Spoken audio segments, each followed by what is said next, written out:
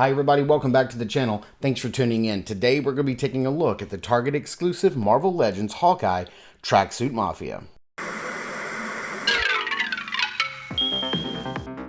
If Saturday morning cartoons fueled your imagination as a kid and powers your action figure collecting now as an adult, then you're in the right place. Thanks for stopping by and welcome to Saturday Morning Toy Collector.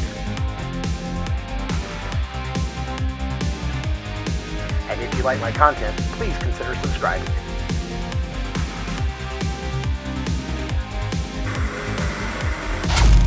Alright, here we have a closer look at the Tracksuit Mafia box. Of course, this is from the Hawkeye Disney Plus TV series.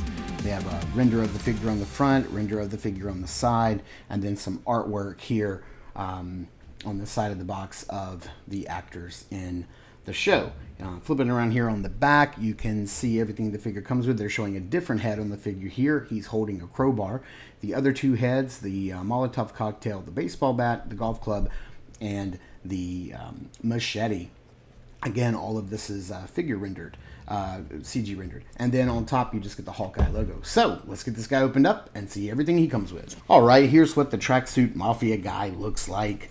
Opened up and out of the package, and this is exactly how he comes. He comes with this head on him, like the back of the package, instead of this head, which is the front of the package.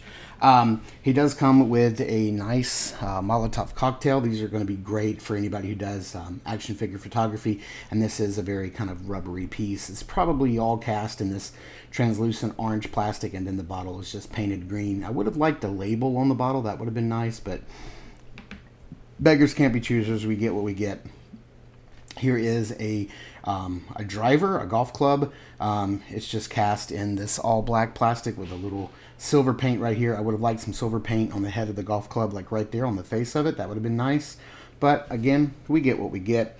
Here is a silver bat. A wrap would have been really nice around the handles. I think that would have been really cool. And then we do get a crowbar, which I do wish was in the silver plastic as well, but it is in all black. Man, I got a lot of complaints today, don't I? And then here we have the machete, which is, I'm assuming, cast in this all silver plastic, and then just the handle is painted brown. Or it could be that it's all in this brown plastic and the silver part is just painted silver. I'm not really sure. The figure does come with 3 different head sculpts. And we'll take a look at this one, which is probably going to be one of the ones that just probably goes on my figure, because I didn't really buy this because I'm into the Hawkeye TV show. I enjoyed it, but I really bought this figure to have some of my good guys punch and fight in some of my end shots that I do for the reviews. But taking a look at the ski mask head, you can see that the eyes are nicely painted. On the inside, the lips are painted. Nice sculpt. You do have the seam that goes all the way around the top of the head. And then you have some bunching up of the material around the bottom. And there's a nice texture on the head. So this is probably the head that's going to stay on the figure most of the time, I would imagine. We then do get this really nice head sculpt of the actor from the show. He has like a little scar right here on his cheek. The paint, the beard's nice. The eyes and lips look really nice. There's some nice sculpted work on the hair, but no dry brushing, no wash there. Just a solid dark brown color. So this may be an extra head to pop on the other figures.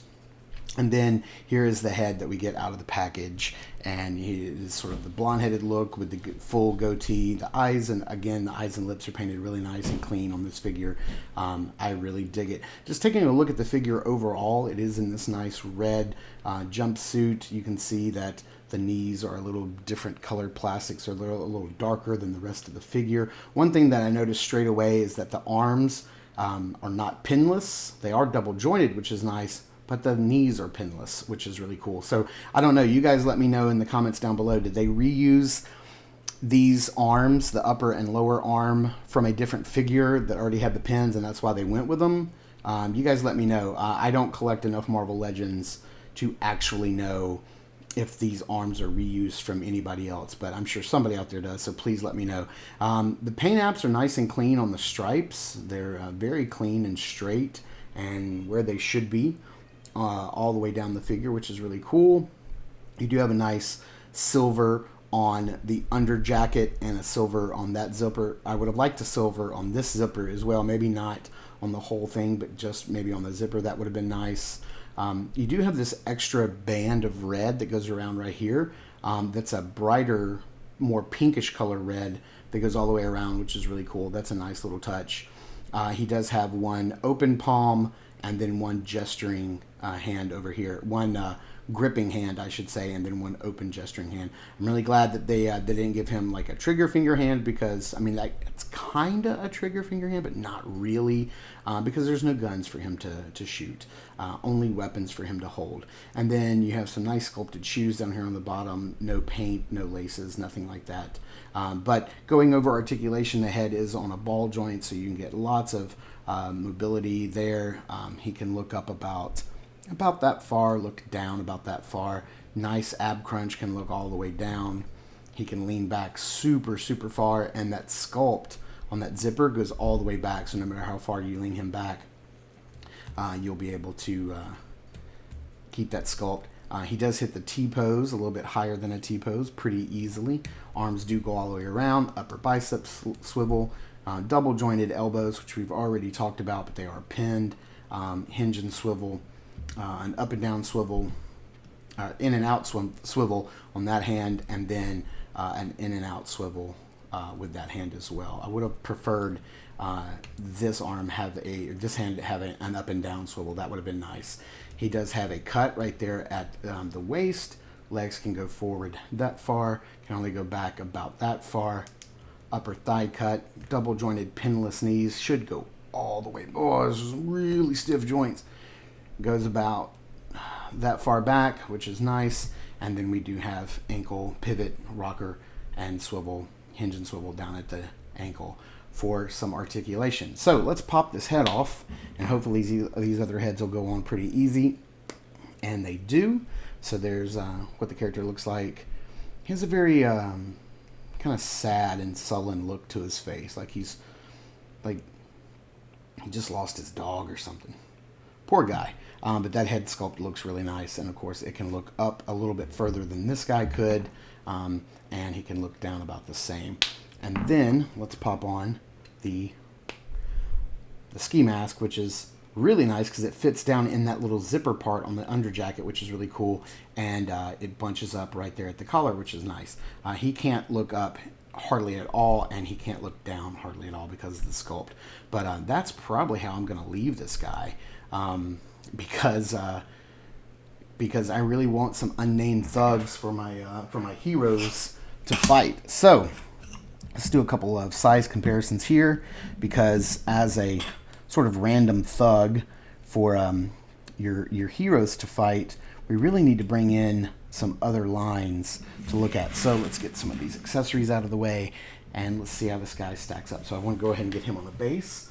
So if you wanted him to fight along with your G.I. Joe Classified Series collection, he's going to fit in very well. So if you want to put him in a street scene and have some urban battlegrounds going on in your photography, the G.I. Joes are going to fall in nicely with him. If you wanted to have him battling against Batman, it's a bit of a stretch. The McFarlane Batman are a little taller, but maybe he's just a small thug.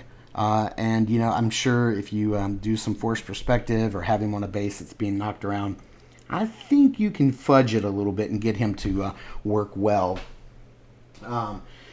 with your McFarlane Batman. I don't think he's going to work very well just because of his outfit with your Star Wars Black Series. Doesn't really fit in with that line, but we've got him anyway. Don't really think he fits in well with your Indiana Jones figures because he's a little more modern, and so I don't think it's going to fit in. But there you have some size comparison. And if you do want to have him fight along with Spider-Man, of course, he's going to fit in well with your other Marvel Legends. And then one more McFarlane Toys. Here is Superman, who looks very menacing up against this guy. Again, I think you could fudge it into your McFarlane toy group, toy figures, that McFarlane line. But he's really going to be mainly for my my Marvel Legends, and maybe I don't know who else we could have him fight.